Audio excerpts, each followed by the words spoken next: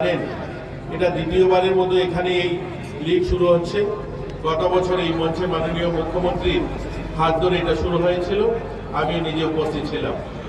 এবং এই রাজ্যের খেলাধুলার অগ্রগতি আমার আগের বক্তা বলেছিলেন যে আমাদের মাননীয় দ্রোণাচার্য ওয়ার্ডি বিশেষজ্ঞ বলেছিলেন দীপা কর্মকারের কথা।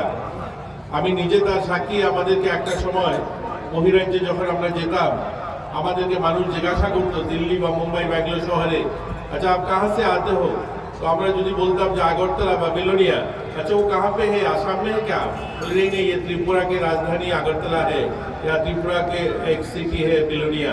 अच्छा ये किधर से जाता है? वेस्ट बंगाल के अंदर है। तो কিন্তু পরন্তু দিয়ে বোঝাতে হতো। কিন্তু দীপা কর্মকার যখন অলিম্পিকে পার্টিসিপেট করলো, তারপর থেকে লোক জিজ্ঞাসা করে আচ্ছা आप कहाँ दीपा कर्मकार जो सिटी से आता है वो आपके घर है। তো আমাদের যুব যারা, আমাদের খেলোয়াড় যারা, তারা আমাদের অনেকেই আমাদের রাজ্যের পরিচিতি, আমাদের গর্ব বাড়িয়েছে, আমাদের পরিচিতি বাড়িয়েছে। এই খেলাধুলা শুধুমাত্র শরীর এবং মন ভালো রাখার জন্য নয়, খেলাধুলা আজ নিজেকে প্রতিষ্ঠিত করা বা রাজ্যের সুনাম অর্জন করা তার একটা বড় মাধ্যম। আমাদের রাজ্য ছোট হতে পারে, আমরা ত্রিপুরা হয়তো উত্তর পূর্বাঞ্চলের শেষ প্রান্তের ছোট রাজ্য, কিন্তু খেলাধুলায় আমরা অনেক বড় বড় রাজ্যকে পিছিয়ে আমরা এগিয়ে গিয়েছি।